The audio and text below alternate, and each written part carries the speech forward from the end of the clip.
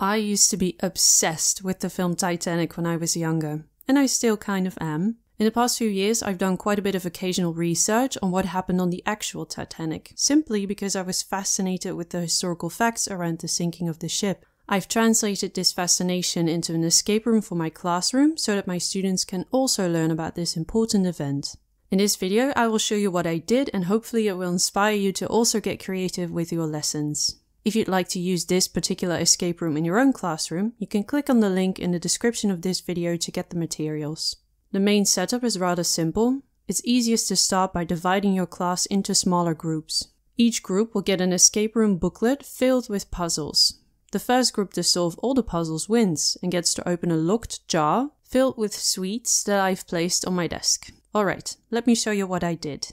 The escape room starts with an introductory text for students who've never heard about Titanic. Sometimes I'll even show them a YouTube clip with information about what happened. Then I move on to the main puzzle setup, which students have to solve in order to win. There are 4 characters who have a connection to Titanic, and for each of these there's 2 puzzles to be solved.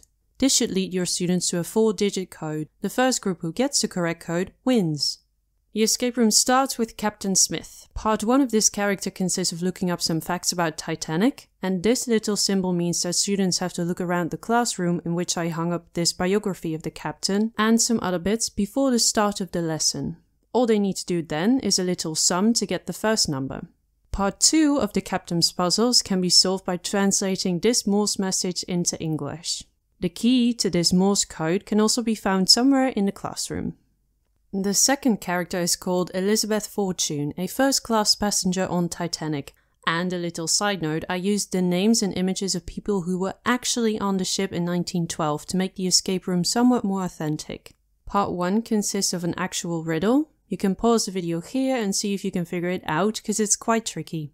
Elizabeth's part 2 has to do with first-class dining on Titanic. Students have to find the numbers that are connected to Elizabeth's choices for her dinner, and then after a little sum, they'll find the number that belongs to this puzzle.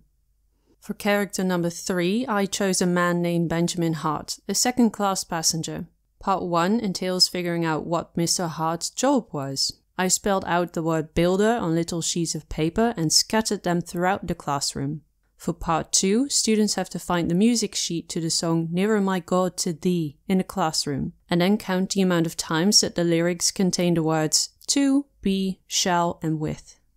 The final character's name is Leo Zimmerman, a third-class passenger who has a little crush on Miss Elizabeth Fortune, which I thought would be fun to add, since the target audience for this escape room are teenagers. In part 1, students have to figure out this hidden message, which should then lead them to this map of the ship and the correct number.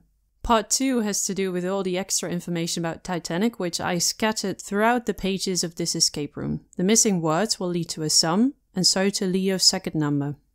If all goes well, there should be at least one group that is able to solve all the puzzles in this escape room. And by the end, every single student in your classroom should have learned at least something about Titanic.